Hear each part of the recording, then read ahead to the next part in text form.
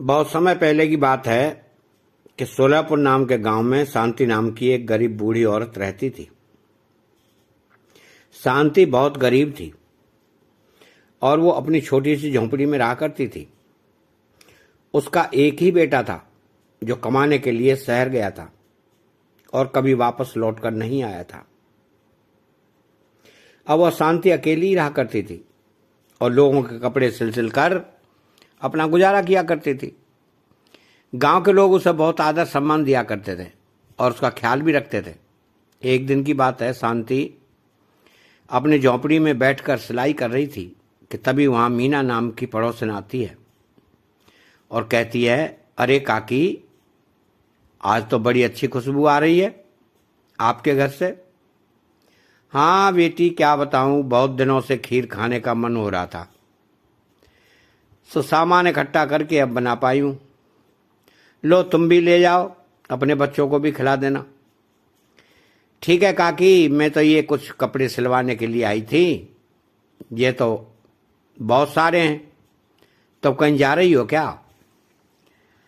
हाँ काकी, अगले महीने मेरे मायके में शादी है, बस वहीं जाऊंगी, इसलिए आप समय से कपड़े सिल देना। ठीक है, सिल जाएंगे, ये लो खीर ले जाओ। काकी, आपका जीवन भी कितना कठिन है, कभी कभी तो आप खीर बनाकर खा लेती हो और कभी कभी तो आपके घर का चूल्हा भी नहीं जलता। शांति ने कहा, क्या करूं, अब किस्मत में गरीबी लिखी है काकी। आप एक काम क्यों नहीं करती? आप तो अपने मायके की बहुत तारीफ करती हो, अपने मायके चली जाओ, कम से कम आपकी बची हुई जिंदगी तो अच्छे से कट जाएगी। हाँ मीना, बात तो तुम सही कहती है, पर इतने सालों में कोई मेरे मायके से मुझे मिलने भी नहीं आया, यह बात भी है। अच्छा तो मैं चलती हूँ, अपना ख्याल रखना। काकी। मीना वहां से चली गई। शांति ने सिलाई का सामान निकाला और कपड़े सिलने के लिए बैठ गई।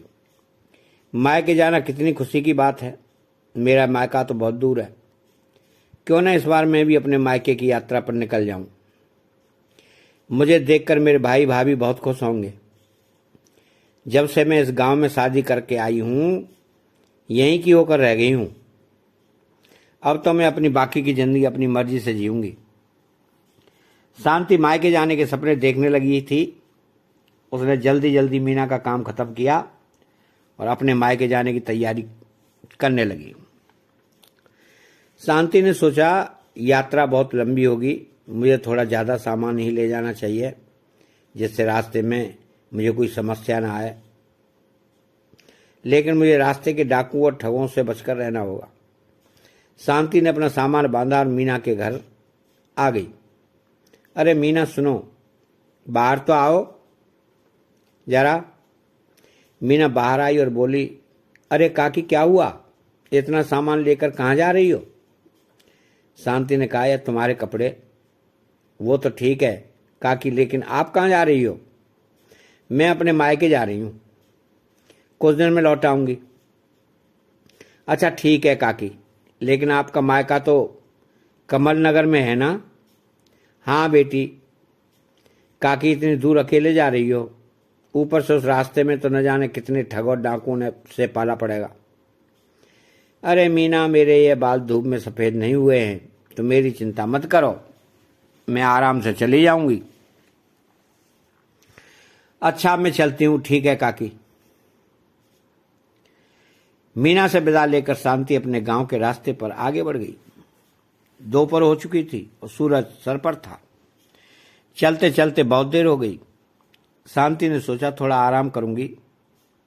अच्छी सी जगह देखकर शांति को एक पेड़ दिखाई दिया। उसी पेड़ के नीचे कमलू और बबलू नाम के दो चोर भी बैठे हुए थे। उन्होंने शांति को देखा और बोले, अरे बबलू, वो देख, सामने से बुढ़िया आ रही है, इसके पास बहुत सामान है, अगर हम इसे बातों में फंसाकर इसके सामान पर हाथ मार लें तो बहुत फायदा होगा। बबलू बोला, हाँ सही कहा, यह बुढ़िया हमारा क्या बिगाड़ पाएगी, भला लगता है यहीं आ रही है। शांति पेड़ के पास आ गई और वहीं छांव में अपना सामान रखकर बैठ गई। कितनी ठंडी छाँव है, कुछ देर यहीं रुक जाती हूँ, फिर आगे जाऊंगी। शांति को देखकर कमलू और बबलू उसके पास आ गए और बोले, अरे काकी, कहाँ जा रही हो इतनी धूप में, और वह भी अकेले अकेले? अरे बेटा, मैं कमल नगर जा रही हूँ, मेरा मायका है वहाँ। लगता है कई सालों बाद मायके जा रही हो। अच्छा है, अच्छा है, हम भी कमल नगर ही जा रहे हैं। सफर लंबा है तो थोड़ा आराम करने के लिए रुक गए थे। हाँ काकी, वैसे आप अकेले जा रही हैं, कोई है नहीं आपके साथ? नहीं नहीं, कोई नहीं है, मैं अकेली जा रही हूँ। अच्छा, लेकिन काकी इस रास्ते पर बहुत से बदमाश मिलेंगे, अकेले जाना आपके लिए सुरक्षित नहीं है। इसलिए एक काम करो, आप हमारे साथ चलो। कमलू और बबलू की बातों से शांति को शक हो रहा था कि दाल में कुछ काला है। अच्छा बेटा, ठीक है, तुम लोग कहते हो तो तुम्हारे साथ चलती हूँ, इसी बहाने मेरे सामान की सुरक्षा भी हो जाएगी। हाँ, हमारे होते ही आपको अपने सामान की चिंता करने की जरूरत नहीं है। कमलू और बबलू एक दूसरे को देखकर मुस्कुरा रहे थे। तो वहीं उन्हें देखकर शांति ने सोचा कि बहुत खुश हो रहे हो तुम दोनों, लेकिन अभी तुम जानते नहीं कि मैं कौन हूं। थोड़ी देर बाद शांति ने अपना सामान उठाया और चलने के लिए तैयार हुई।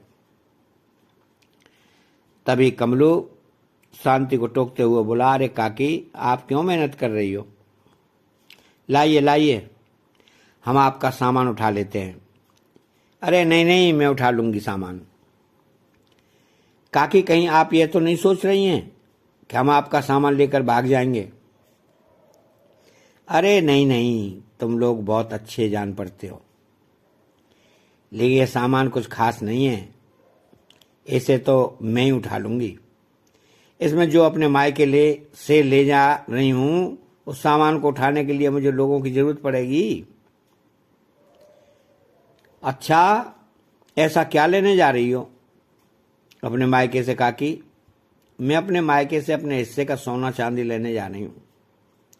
मेरे भाइयों ने मेरी विदा के वक्त कहा था कि बहन, 40 साल बाद हम लोग बंटवारा करेंगे, तो तुम आ जाना, इसलिए तो मैं अपने मायके जा रही हूं। अच्छा अच्छा, ये बात है, ठीक है, चलिए चलिए। शांति अपना सामान लेकर आगे जाने लगी। तभी बबलू कमलू को रोककर बोला, अरे कमलू मूर्ख, तूने उस बुढ़िया को जाने क्यों दिया? हम उसका सामान ले सकते थे ना। बबलू बोला, अरे तूने सुना नहीं क्या, वो सोने चांदी लेने जा रही है अपने मायके, अभी उसके पास कुछ नहीं है।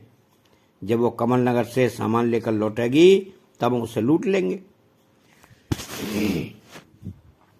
लेकिन तू क्या भूल गया कि अभी हम कमल नगर के जमींदार के घर से चोरी करके आए हैं? अभी तो हमें ढूंढ रहा होगा, अगर उसके हाथ आ गए ना तो चोरी का ये सामान भी हाथ से चला जाएगा। अरे तू इतना क्यों सोच रहा है? जमींदार ने कौन सा हमें चोरी करते हुए देखा है? वो कुछ नहीं कर पाएगा हमारा। चल, अब बुढ़िया आगे ना निकल जाएगी।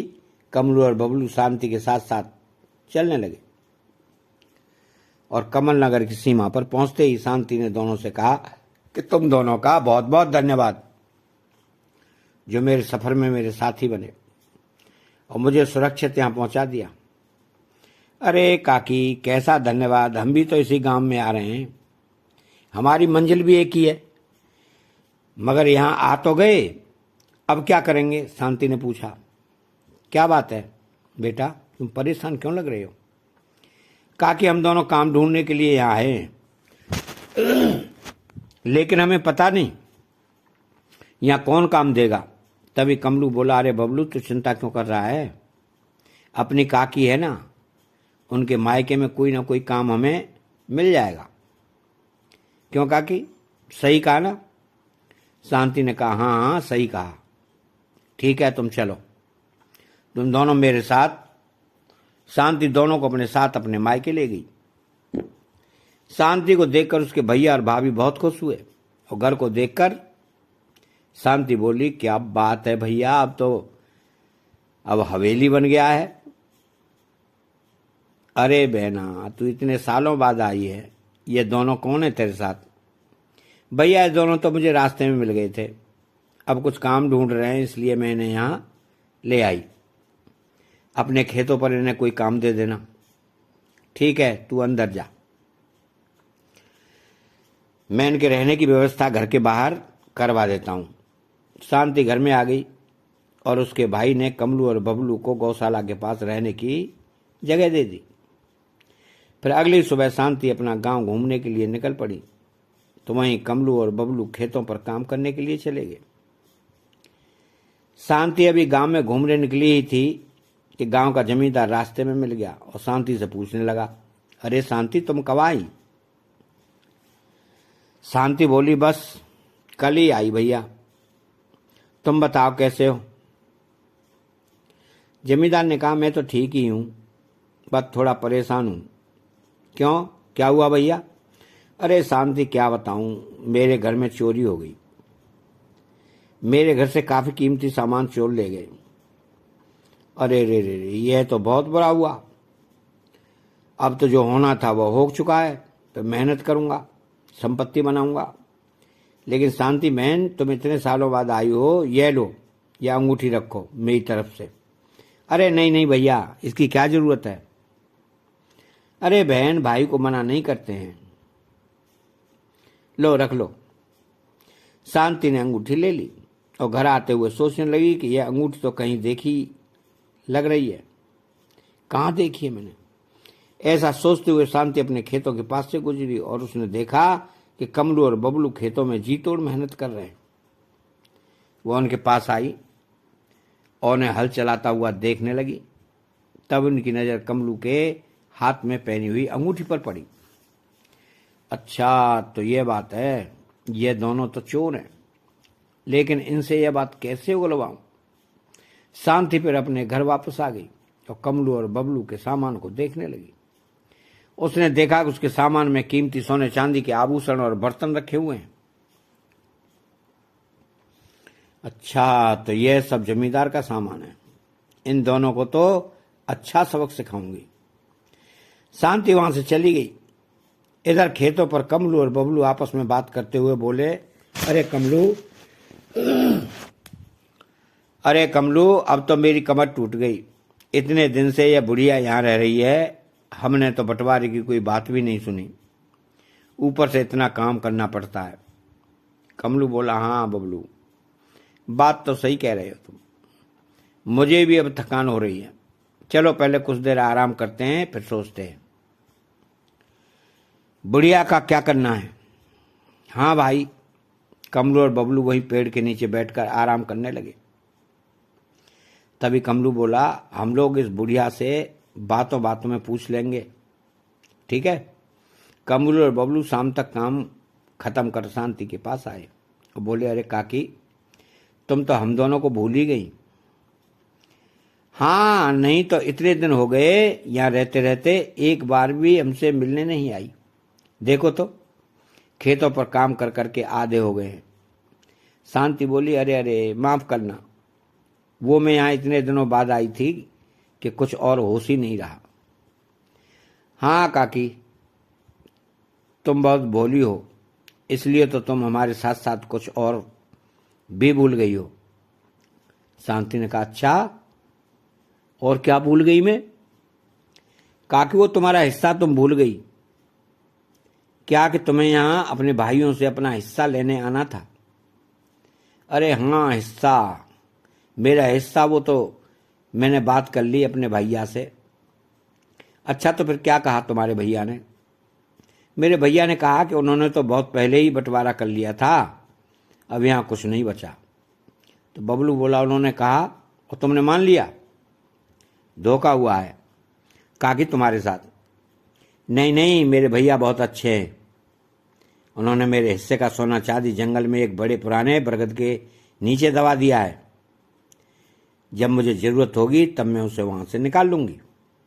अच्छा, ऐसा है? ठीक है, हम दोनों काम कर लेते हैं अब। हाँ, लेकिन किसी को बताना मत, अरे नहीं नहीं काकी, हम किसी को नहीं बताएंगे। कमलू और बबलू अपनी जगह पर आ गए और कहने लगे, चलो अब तो हमें पता भी चल गया है कि बुढ़िया का खजाना कहाँ है। अब हम उसे लेकर यहाँ से निकल जाएंगे।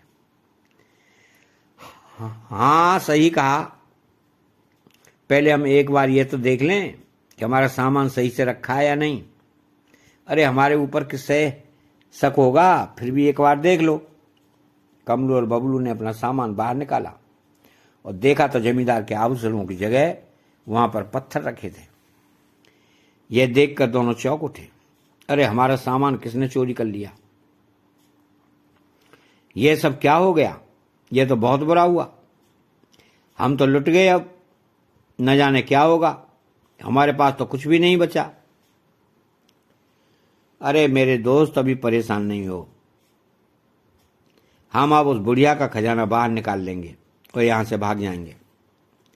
हाँ सही कहा, बस रात होते ही सब सो जाएंगे, फिर हम दोनों जंगल चलेंगे। शांति उन दोनों की बातें सुन रही थी। वो वहां से चली गई और थोड़ी देर बाद रोते हुए वहां आई। हाय हाय, यह क्या हो गया? अरे यह भी कोई उम्र थी जाने की, हमें छोड़कर चले गए। हे भगवान, यह सब क्या कर दिया? शांति को रोता देख कमलू और बबलू उसके पास गए और बोले, अरे काकी क्या हुआ, क्यों इतना रोई जा रही हो? हाँ काकी, किसी ने कुछ कहा है क्या? कोई बात है क्या? कौन चला गया? शांति बोली, बेटा हमारे जमींदार साहब ने जंगल में बरगद के पेड़ से लटक कर अपनी जान दे दी। उन दोनों ने कहा, जान दे दी? लेकिन क्यों?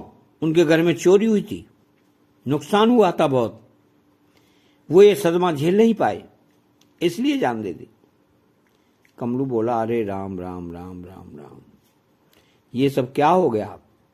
जमींदार साहब ने तो अभी नाती पोते का मुंह भी नहीं देखा था, बहुत बुरा हुआ। शांति बोली, हाँ वही तो, अब न जाने क्या होगा, कीड़े पड़े उन चोरों को, देखना जमींदार साहब की आत्मा उन्हें सजा देगी। बबलू बोला, अरे काकी, चोरों को तो सजा मिल जाएगी, लेकिन तुम रो रो कर क्यों परेशान हो रही हो? तो शांति बोली, हाँ सही कहा, मैं जा रही हूं। शांति मुंह बनाती हुई वहां से अपने कमरे में आ गई और खिड़की से कमलू और बबलू पर नजर रखने लगी। आधी रात होते ही कमलू और बबलू दोनों झोला तथा फावड़ा लेकर जंगल की तरफ चल पड़े।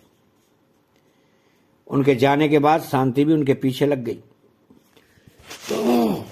दोनों जंगल के बरगद के पेड़ के पास पहुंचे और पेड़ देखकर बोले, अरे इस पर रस्सी लटकी हुई है, कहीं इसी पेड़ पर तो जमींदार ने फांसी नहीं लगाई? हाँ, कहा तो बुढ़िया ने भी था कि बरगद के पेड़ पर फांसी लगाई थी, मुझे तो यही पेड़ लग रहा है। हाँ यही पेड़ है भाई, अगर सच में यहाँ जमींदार की आत्मा आ गई तो अरे कैसी बात कर रहा है, जमींदार तो नहीं रहा, नहीं उसकी आत्मा भी अब आभूषण ढूंढकर यहाँ क्या करेगी? घबरा मत, वह नहीं आएगा, चल खोदना शुरू कर, यहीं कहीं दबाया होगा। बुढ़िया के भाइयों ने उसके हिस्से का चांदी सोना। जैसे ही कमलू और बबलू ने बरगद के पेड़ के पास खुदाई शुरू किया, वहां मौसम बिगड़ने लगा, तेज हवाएं चलने लगी।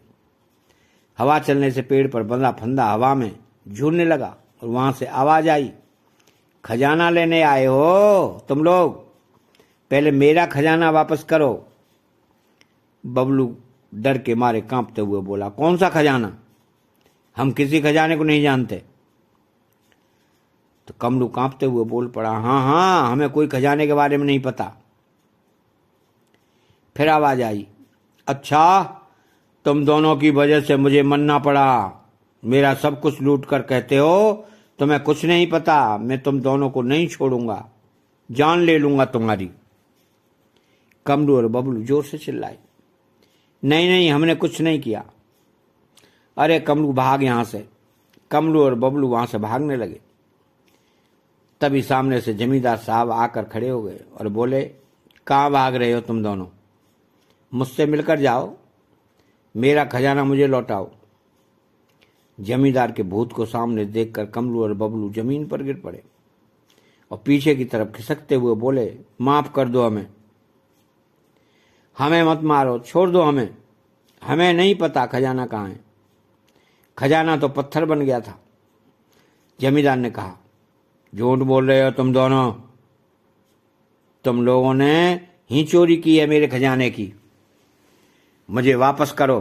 कमलू और बबलू रोते हुए गिड़गिड़ाने लगे, हम तुम्हारे पैर पड़ते हैं, हमें छोड़ दो। और तभी शांति वहां आकर कहती है, क्या बात है, तुम दोनों यहाँ क्या कर रहे, कहीं तुम दोनों मेरा खजाना तो चोरी नहीं करने आए थे? तो दोनों ने कहा, काकी काकी हमें बचा लो। शांति बोली, बचा लूं, लेकिन किससे? कमलू बोला, जमींदार के भूत से, वो हमें मारना चाहता है। शांति बोले, अरे लेकिन वो तुम्हें क्यों मारना चाहता है, वो तो खुद ही मर चुके हैं। तो जमींदार का भूत हमें मार देगा, क्योंकि हमने उसके यहां चोरी की थी। तुमने चोरी की थी? क्या बात कर रहे हो, तुम तो अच्छे इंसान जान पड़ते हो। कमलू और बबलू बोले, नहीं नहीं, हम बुरे हैं, बहुत बुरे, हम तो आपका हिस्सा भी चोरी करने के लिए आए थे, लेकिन हमें जमींदार से बचा लो, हम कसम खाते हैं आज के बाद कभी चोरी नहीं करेंगे। हाँ हाँ, यह सब काम छोड़ देंगे।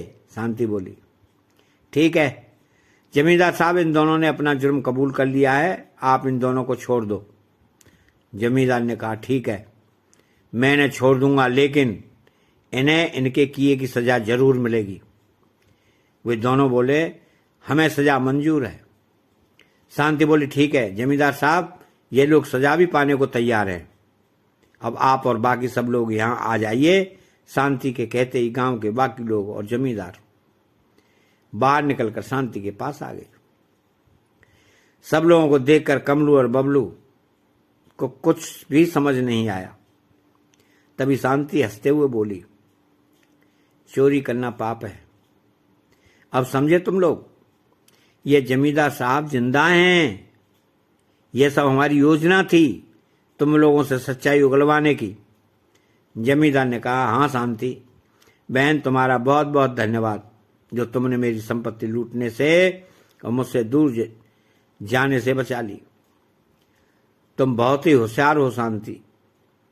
शांति बोली, अरे भैया बस कीजिए। जमींदार बोला, नहीं शांति, मैं तुम्हें अपनी आधी संपत्ति देना चाहता हूं, तुम मना नहीं करोगी, और इन चोरों को तो अब पंचायत में सजा मिलेगी। बाकी के लोग कमलू और बबलू को पकड़ कर ले गए और जमींदार ने शांति को बहुत सा धन और आभूषण देकर विदा किया।